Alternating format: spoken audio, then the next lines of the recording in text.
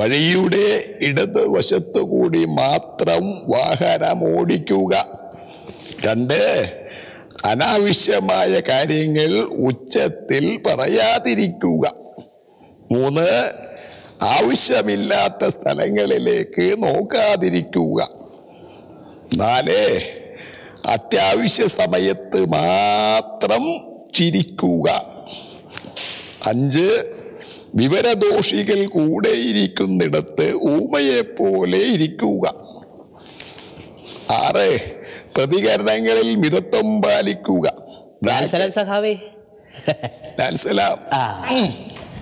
പിന്നെ സഹാവിന് ഒരുപാട് കഷ്ടപ്പാട് വേണ്ടെന്ന് കരുതി സ്ഥാനാർത്ഥി ലിസ്റ്റൊക്കെ അങ്ങോട്ട് പ്രഖ്യാപിച്ചു. ഇത് അതൊന്നുമല്ല ആശാനെ, ഇലക്ഷൻ ഇങ്ങനെ അടുത്തില്ലേ, അപ്പോ ഞാനതിന്റെ ഒരു പെരുമാറ്റച്ചട്ടം എഴുതിക്കൊണ്ടിരിക്കുകയായിരുന്നു. എല്ലാവർക്കും ഉപകരിക്കും. ആട്ടെ, എന്തൊക്കെയാണ് സഹാവിന്റെ പെരുമാറ്റച്ചട്ടത്തിലുള്ളത്? ആശാനെ, ഞാൻ ആദ്യം വായിക്കാം. നമ്പർ 1, വഴിയുടെ ഇടതുവശത്തുകൂടി മാത്രം വാഹനം ഓടിക്കുക. ആളുകൾ ഇപ്പോഴും അങ്ങനെ തന്നെയല്ലേ ചെയ്യുന്നത്? ആശാനെ, ഇടത് എന്ന് പറയുന്നതിന്റെ പ്രാധാന്യം ജനങ്ങൾ ശ്രദ്ധിക്കേണ്ടത് തെരഞ്ഞെടുപ്പിന്റെ ഈ സമയത്താണ്. അപകടങ്ങൾ കുറയും. ശരിയാ. നമുക്ക് നമ്പർ 2, അനാവശ്യമായ കാര്യങ്ങൾ ഉച്ചത്തിൽ പറയാതിരിക്കുക. അത് ഞാനേ ഒട്ടും പറയാറില്ല, പ്രത്യേകിച്ച് ഈ ഇലക്ഷൻ സമയത്ത്. നമ്പർ 3, ആവശ്യമില്ലാത്ത സ്ഥലങ്ങളിലേക്ക് നോക്കാതിരിക്കുക. പിന്നെ നമ്മൾ മറ്റു സംസ്ഥാനങ്ങളിലേക്കോ പ്രധാനമന്ത്രി കസേരയിലേക്കോ നോക്കാൻ പാടില്ല. ആശാനെ, ഞാൻ പറയുന്നതൊക്കെ മനസ്സിലാകുന്നുണ്ടല്ലോ അല്ലേ? പിന്നെ ഉണ്ട്. ഇല്ലെങ്കിലേ വാ തുറന്ന് പറയണം. അയ്യോ, പിന്നെ ശരിക്കും മനസ്സിലാവുന്നുണ്ട്. എങ്കിൽ അടുത്തത് വായിക്കാം. നമ്പർ 4, അത്യാവശ്യ സമയത്ത് മാത്രം ചിരിക്കുക. ഞാനേ മറ്റുള്ളവരുടെ ആരോഗ്യത്തിന് വേണ്ടി ചിരിക്കാൻ അവസരം ഉണ്ടാക്കി കൊടുത്താലും ഞാനും സിഎമ്മും അങ്ങനെ ചിരിക്കാറില്ലല്ലോ. അല്ല ആശാനെ, ചിരി 2 തരമുണ്ട്. ഒന്ന് തുറന്ന ചിരി, മറ്റത് ഉള്ളിൽ അടക്കി പിടിച്ച ചിരി. ഈ ജനങ്ങളെ കൊണ്ട് ഏത് ചിരി ചിരിപ്പിക്കണമെന്ന് ഇനി നമ്മളൊന്ന് ആലോചിച്ചാൽ മതി. സഹാവ് പറയുന്നത് കേട്ടപ്പോ എനിക്ക് തോന്നുന്നതേ, കേരളത്തിലെ ജനങ്ങളുടെ ചിരി അത് നിയമം മൂലം അങ്ങോട്ട് നിരോധിച്ചാലോ? അല്ല, ആശാൻ എന്താ ഉദ്ദേശിച്ചത്? അല്ല, ഭരണം നമ്മുടെ കയ്യിലാണല്ലോ, വേണമെങ്കിൽ നിരോധിക്കാലോ. അടുത്തത് വായിക്കേ. നമ്പർ 5, വിവരദോഷികൾ കൂടെ ഇരിക്കുന്നിടത്ത് ഊമയെ പോലെ ഇരിക്കുക. അതെനിക്കേ മനസ്സിലായി. വെറുതെ അല്ല ആൾക്കാർ സഹാവ് മഹാനാണെന്ന് പറയുന്നത്. അപ്പോ ഞാൻ മിണ്ടാതിരിക്കുന്നത് നിങ്ങൾ കാണാറുണ്ട് അല്ലേ? സഹാവ് അടിച്ച വടി തിരിച്ചു മേടിച്ചടിക്കാതെ അടുത്ത വചനം വായിക്കേ. നമ്പർ 6, പ്രതികരണങ്ങളിൽ മിതത്വം പാലിക്കുക. ബ്രാക്കറ്റില് ഇല്ലെങ്കിലേ വിവരം അറിയും. അതെ, ഇലക്ഷൻ സമയത്ത് മാത്രമല്ലല്ലോ, അല്ലാത്ത സമയത്തും നമ്മൾ മിതത്വം പാലിക്കാറുണ്ടല്ലോ. ആശാൻ തന്നെ ഇത് പറയണം. ആരെങ്കിലും മിതത്വം പാലിക്കുന്നുണ്ടോന്ന് അറിയാനേ ഒരു കേന്ദ്ര ബ്യൂറോ തന്നെ നമ്മളെ നിരീക്ഷിച്ചു കൊണ്ടിരിക്കുകയാണല്ലോ. ആ നിരീക്ഷണം കൃത്യമായി നടക്കുന്നുണ്ടോ എന്ന് ബോധ്യപ്പെടുന്നയാളാണല്ലോ ഞാൻ.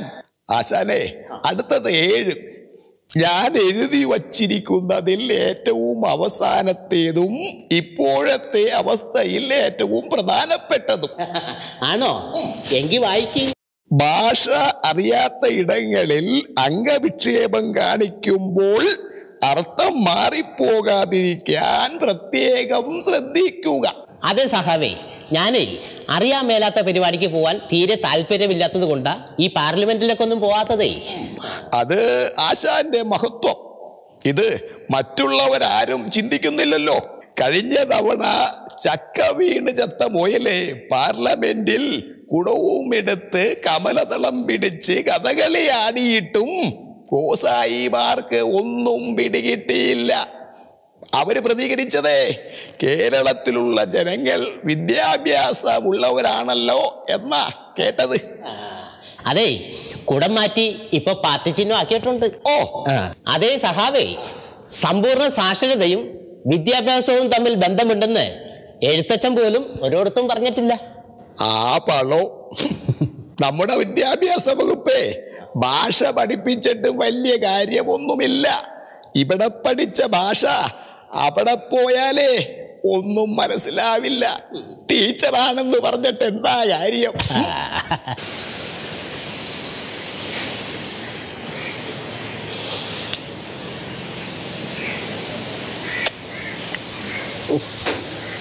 ആശാനെ ആശാനെ ഛേ, ആ ഫ്ലോ അങ്ങ് പോയല്ലോ. തന്നെ ആരോടും ഇപ്പം ഇങ്ങോട്ട് വിളിച്ചത്? ഞാനേ ഇലക്ഷൻ തന്ത്രങ്ങൾ മെനയുകയായിരുന്നു. ആശാന്റെ ഫ്ലോ പോയോ? എന്നാ പിന്നെ എവിടെയെങ്കിലും കയറിയാൽ മത്സരിക്കാൻ വയ്യായിരുന്നു. അറിഞ്ഞില്ലയോ, കോട്ടയത്തെ ഫ്ലോ പോയ ഒരാളാ മത്സരിക്കുന്നത്. എടോ, എൻ്റെ ഫ്ലോയെക്കുറിച്ച് തനിക്കറിയാലോ. എൻ്റെ ഫ്ലോ വന്നാലേ ഇവിടുത്തെ ജനങ്ങൾ മൊത്തം ഒരു പരുവത്തിലാകും. അല്ല ആശാനെ, ആ ഈ ആശാൻ ഈ കളമ്പട്ടിക്കളിയും ഇലക്ഷനും തമ്മിൽ എങ്ങനെയായി റിലേറ്റ് ചെയ്യുന്നത്? താനേ എന്നെ അങ്ങനെ ഒന്ന് കളിയാക്കൊന്നും വേണ്ട. തനിക്ക് ഇത്രയും വിദ്യാഭ്യാസമൊക്കെ ഉണ്ടായിട്ട് താനിപ്പോഴും PA മാത്രം ആയുള്ളല്ലോ. ഓ, ഇപ്പോഴാശാൻ എനിക്കത് മനസ്സിലായത്. എന്ത് പഠിക്കുന്നത് ഒരു തെറ്റാണെന്ന്. എടോ, പഠിക്കുന്നതല്ല തെറ്റി, ഇവിടുത്തെ പഠിപ്പീരാണ് തെറ്റി. ആശാൻ ഇങ്ങനെ കല്ലും കളിച്ച് വിലോസമ്യം പറഞ്ഞോണ്ടിരുന്നു. ഇലക്ഷൻ ഇങ്ങനെ മൂക്കത്തെത്തി, മനസ്സിലായോ? ഇനി നേരെ ചൊവ്വ അല്ലെങ്കിലേ ജനങ്ങൾ പഠിപ്പിക്കും. ഹോ, താൻ എൻ്റെ ഉള്ള കോൺഫിഡൻസും കളഞ്ഞു. കോൺഫിഡൻസോ? ആ, ആത്മവിശ്വാസം. എടോ, തനിക്കൊക്കെ വിദ്യാഭ്യാസം ഉണ്ടായിട്ട് എന്താ കാര്യം? അതൊക്കെ എനിക്കറിയാം ആശാനെ. പക്ഷെ ആശാൻ അത് ഏതർത്ഥമാ ഉദ്ദേശിച്ചതെന്നറിയാനാ ഞാൻ ചോദിച്ചത്. എടോ, താൻ എന്തൊക്കെ പറഞ്ഞാലും 20 സീറ്റും നമ്മ തൂത്തുവാരും. അത് ശരിയാ, 20 സീറ്റും നമ്മൾ തൂത്തുവാരിയിടും. വേറെ ആൾക്കാർ വന്നിരിക്കുകയും ചെയ്യും. ദേ, പിന്നെയും കളഞ്ഞു. എന്ത് കോൺഫിഡൻസേ? ഇങ്ങനെയാണെങ്കിലേ CM-ന് ഒരു ശുപാർശ കത്തെഴുതി തൻ്റെ കയ്യിൽ തന്നെ തന്നുവിടും. എന്ത് കത്ത്? തന്നെ ഇവിടുന്ന് പിരിച്ചുവിടാൻ. ആശാനെ, ഞാൻ ആശാനെ കാല് പിടിക്കാം. ആശാൻ ഇതൊരു ഈഗോ ക്ലാസ് ആക്കരുത്. എടോ, തനിക്കറിയോ, ശരിക്കും ഞാനേ ഒരു മുഖ്യമന്ത്രി ആകേണ്ട ആളാ. എന്നെ വൈദ്യുതി മന്ത്രി ആക്കിയിട്ടും എനിക്കൊരു ഈഗോയും ഇല്ല. അത് ശരി ആശാനെ, കേരളത്തിലെ ജനങ്ങൾക്ക് ഒട്ടും ഈഗോ ഇല്ല. അതുകൊണ്ടില്ലേ നമ്മളിങ്ങനെയൊക്കെ നടക്കുന്നത്. അല്ല ആശാനെ, ഈ ഇലക്ഷനിൽ നമ്മൾ മൊത്തം തൂത്തുവാരി അങ്ങ് ജയിച്ചാലും ഇതുകൊണ്ട് വല്ല ഗുണമുണ്ടോ ആശാനെ? എടോ, താനെന്താ അങ്ങനെ പറഞ്ഞത്? അല്ല ആശാനെ, നമ്മളിപ്പോൾ ജയിച്ചു കഴിഞ്ഞാലേ അവിടെ ചെന്ന് നമ്മൾ ഇവിടുത്തെ ശത്രുക്കളെ തോളെ കൈയിട്ട് വേണ്ടേ നടക്കാൻ. അല്ല, ഈ ഭരണം കിട്ടിയാലേ മന്ത്രിസ്ഥാനം വല്ലതും തരുമോ അവര്? എടോ, നമ്മുടെ പാർട്ടി നാണം കെട്ട പരിപാടിക്കൊന്നും പോകില്ല. ചോദിച്ചാൽ കിട്ടില്ലെന്നറിയാം. അതുകൊണ്ടേ നമ്മ നിരുവാധിക പിന്തുണ അങ്ങോട്ട് പ്രഖ്യാപിക്കും. അത് ശരിയാ, പിന്തുണ പിൻവലിക്കണമെന്ന് തോന്നിയാലേ നമുക്ക് കളഞ്ഞിട്ട് പോവുകയും ചെയ്യാം. ബാധ്യതയില്ലല്ലോ. അതെ, നമുക്കേ നമ്മുടെ പ്രതിപക്ഷ സ്വഭാവം ഇടക്കിടക്ക് പുറത്തെടുക്കുകയും ചെയ്യാമല്ലോ. അത് നടക്കും, അതേ നടക്കൂ. പ്രണാമം ചിത്രഗുപ്തജി. ഈയിടെയായിട്ട് നാം കേരളത്തിൻ്റെ കാര്യം ഒട്ടും ശ്രദ്ധിക്കുന്നില്ല. എങ്ങനെ ശ്രദ്ധിക്കാന്? ഏതെങ്കിലും ഒരു ആത്മാവിനെ ഇങ്ങോട്ടേക്ക് കൊണ്ടുവന്നു കഴിഞ്ഞാൽ ഉടനെ തന്നെ ആ ആത്മാവിൻ്റെ മൃതശരീരം എടുത്തുകൊണ്ട് ഏതെങ്കിലും രാഷ്ട്രീയ പാർട്ടിക്കാരെ ഹർത്താൽ തുടങ്ങും. പിന്നെ എങ്ങനെ നമ്മൾ അങ്ങോട്ടേക്ക് പോകുന്നത്? പിന്നെ 2 ദിവസത്തേക്ക് അങ്ങോട്ടേക്ക് പോകാനേ പറ്റത്തില്ല. ചിത്രഗുപ്തജി, ഒരാത്മാവ് അങ്ങയെ കാണാൻ വന്നിരിക്കുന്നു. ശരി, വരാൻ പറയൂ. ലോട്ടറിക്കാരുടെ ആത്മാവേ, കടന്നു വരൂ. ഓ, സാറായിരുന്നോ ചിത്രഗുപ്തജി? എൻ്റെ പൊന്നു സാർ, എന്തിനാ സാറ് ഇവിടെ ഇങ്ങനെ പുകയിട്ടേക്കണത്? പുകയില്ലാത്ത സ്വർഗം നീ കണ്ടിട്ടുണ്ടോ? ഇല്ല, ഞാൻ ഇവിടെ ആദ്യമായിട്ട് വരിക. ഇതാണ് ഇവിടുത്തെ രീതി. സാറേ, എനിക്ക് ഒരു ചെറിയ സഹായം ചെയ്യാം സാറേ. എനിക്ക് നാട്ടിൽ പോയിട്ടൊരു വോട്ട് ചെയ്യണമെന്ന് താല്പര്യമുണ്ട്. ഞാൻ വോട്ട് ചെയ്തിട്ട് ടപ്പേന്ന് ഇങ്ങോട്ട് തിരിച്ചു വരാം. അപ്പം ഇവിടുത്തെ രീതികളൊന്നും അറിയില്ലേ? ഇല്ല. ഒരിക്കലും ഇങ്ങോട്ട് വന്നു കഴിഞ്ഞാൽ പിന്നെ തിരികെ പോകാൻ പറ്റത്തില്ല. ആണോ? എങ്ങനെയെങ്കിലും ഒരു ഹെൽപ്പ് ചെയ്യണം. ഞാൻ പോയിട്ട് പെട്ടെന്ന് വരാം. ഞാൻ സഹായിക്കാം എങ്ങനെയെങ്കിലും. അല്ല, നിങ്ങൾ ഇതിനു മുമ്പ് വോട്ട് ചെയ്തിട്ടുള്ളതല്ലേ? ഇല്ലാന്നേ, ഞാൻ വോട്ട് ചെയ്യാൻ വേണ്ടി അവിടെ ചെല്ലുമ്പോൾ ആരെങ്കിലും എൻ്റെ പേരിൽ കള്ള വോട്ട് ചെയ്തുകൊണ്ട് പോകും.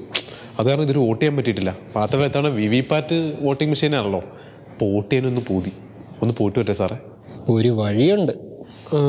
അത് ഏത് വഴിയാ സാറേ? മരിച്ചവർ ഭൂമിയിലേക്ക് തിരിച്ചു പോയാൽ കടുത്ത ശിക്ഷയാണ്. അയ്യോ, എന്ത് ശിക്ഷ വേണമെങ്കിലും ഞാൻ അനുഭവിച്ചോളാം. ഞാൻ ആദ്യം പോയിട്ട് വരട്ടെ. അവിടെ നിൽക്കൂ. പോയതിന് ശേഷമല്ല, ആദ്യം ശിക്ഷ കഴിഞ്ഞിട്ട് പോയാൽ മതി. അല്ല, എന്താ ശിക്ഷ? സിമ്പിൾ, 1001 ചാട്ടവാറിനടി. അയ്യോ, അല്ലെങ്കിൽ ഓപ്ഷൻ ഉണ്ടെന്നേ. ഒരു 101 സവാളയും കഴിച്ചു. അത് കുഴപ്പമില്ല. സവാള വരട്ടെ, സവാള ഇല്ല. എന്നാൽ സവാള കൊണ്ടുവരൂ. ഇതാ സവാള, കഴിച്ചോളൂ. സാറേ, 2 നാരങ്ങ ഒഴിയാവും. നാരങ്ങയൊന്നുമില്ല, സവാള മാത്രം. ഇല്ലെങ്കിൽ ചാട്ടക്കടി വേറെ ഉണ്ട്.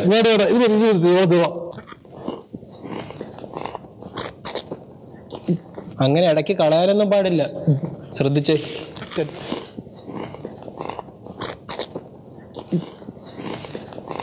പച്ചവെള്ളം തരാമോ? പച്ചവെള്ളം ഇല്ല, ചാട്ടടി വേണോ? ഒന്ന് നോക്കിക്കേ. അഭ്യാസം. അല്ലേ പിന്നെ ഈ പണി ചെയ്യാലോ, നീ വേണ്ട ചാട്ടവാറിന് അടിച്ചോ, ഇതിനും മേലാവാം. അപ്പൊ ഇത് മേല നീ പറ്റൂല ചാട്ടവാറിന് കൊടുത്തോ ചാട്ടവാറിനടി. എന്റെ അമ്മോ, അയ്യോ അയ്യോ മതി മതി, ഞാൻ ചാട്ടവാറ് വേണ്ട. എന്നാ സവാള കഴിക്കേ. പൊന്നോ ഇത് നടപ്പാകത്തില്ല കേട്ടോ. ഇടയ്ക്ക് ഒരെണ്ണം കൊടുത്തു കഴിക്കട്ടെ നന്നായിട്ട്. അങ്ങോട്ട് ഭൂമി പോകല്ലേ, ഛർദിക്കാൻ വരിക. ചാട്ടവാറിന് അടിച്ചോ, അടിയോ. ഇനി 1001 ആയിരിക്കത്തില്ല. അടി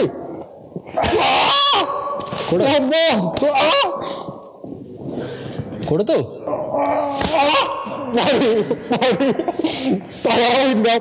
ഇനിയും ഭൂമി പോകണമെന്ന് പറയൂ.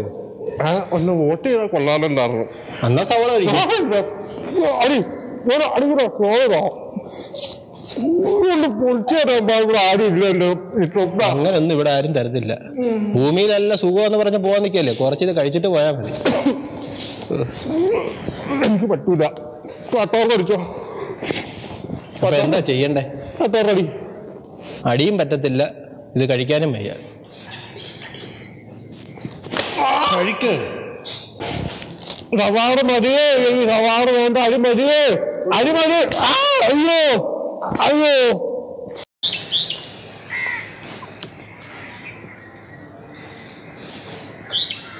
അയ്യോ മതി, എനിക്ക് സവാള മതിയേ, മതി എനിക്ക് ചാട്ടവാറടി മതി, സവാള മതിയായി, ചാട്ടവാറടി.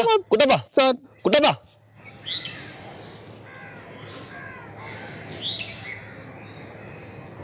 നീ ആയിരുന്നോ? നീ എന്തിനാ കിടന്ന് കരയണ? എന്തിനാ? ഒന്നുമില്ലടാ, ഞാൻ ഒരു സ്വപ്നം കണ്ടതാ. എന്ത് സ്വപ്നം? ഞാൻ മരിച്ചുപോയി, എന്നിട്ട് ഞാൻ സ്വർഗലോകത്തിൽ ചെന്നോ? സ്വർഗലോകത്തിൽ ചെന്ന് കഴിഞ്ഞിട്ട് ചിത്രഗുപ്തൻ്റെ അടുത്ത് ഞാൻ ഇങ്ങനെ സംസാരിച്ചുകൊണ്ടിരുന്നപ്പോഴാണ് അറിയണ ഇവിടെ ഇലക്ഷൻ പ്രഖ്യാപിച്ചു. അപ്പോൾ ഞാൻ പറഞ്ഞു അത് പറ്റൂല, എനിക്ക് താഴെ പോകണം, ഭൂമി പോകണം, എനിക്ക് വോട്ട് ചെയ്യണമെന്ന് ഞാൻ പറഞ്ഞു. അങ്ങേര് പറഞ്ഞു വിടാം, എടാ ഒന്നല്ലെങ്കിൽ 10 കിലോ സവാള തിന്നണം, അല്ലെങ്കിൽ 101 ചാട്ടവാറടി കൊള്ളണമെന്ന്. ഞാൻ പിന്നെ സവാള തിന്നാന്ന് പറഞ്ഞു, തീറ്റയല്ലേ എളുപ്പമാണല്ലോ എന്ന് ഞാൻ വിചാരിച്ചു. പക്ഷെ ഒരു 5-6 നിന്ന് കഴിഞ്ഞപ്പോൾ എനിക്ക് തോന്നി വേണ്ട, ഇതിലും നല്ലത് ചാട്ടവാറടി കൊള്ളണമല്ലെന്ന്. പിന്നെ ചാട്ടവാറടി ഉണ്ട്. ഒരു 10 രൂപ കഴിഞ്ഞപ്പോൾ എനിക്ക് തോന്നി ഇതിലും നല്ലത് സവാള തിന്നെയാണ്. പിന്നെ സവാള തിന്നു, പിന്നെ തോന്നി ചാട്ടവാറടി കൊള്ളാന്ന്, പിന്നെ തോന്നി സവാള തിന്നാം, പിന്നെ ചാട്ടവാറടി ഉണ്ട്, സവാള തിന്ന്, സവാള തിന്ന് ചാട്ടവാറടി ഇടുന്നുണ്ട്. അങ്ങനെ ആകെ ഇടങ്ങേറായി. അപ്പോഴാണ് നീ വന്ന് വിളിക്കണത്. ഇതാണോടാ സ്വപ്നം? ഇതല്ലേ ഇപ്പോഴത്തെ നമ്മുടെ ജീവിതം. ജീവിതോ? 5 വർഷം നമ്മൾ സവാള തിന്നും, അത് കഴിഞ്ഞ് 5 വർഷം നമ്മൾ ചാട്ടവാറടി കൊള്ളും. അടിയും കൊള്ളണം, പുളിയും കുടിക്കണം, എന്നിട്ട് പിന്നെ കരോ എടുക്കണം. ഇതാണ് ഇപ്പോഴത്തെ ശരാശരി വോട്ടർമാരുടെ അവസ്ഥ. ഈ അവസ്ഥയൊന്ന് മാറാൻ എന്തെങ്കിലും ഒരു മാർഗം ഉണ്ടോ? ഉണ്ട്. ഒരു ഇലക്ഷന് നിന്നങ്ങ് ജയിച്ചാ മതി, അപ്പൊ അവസ്ഥ മാറിയില്ലേ?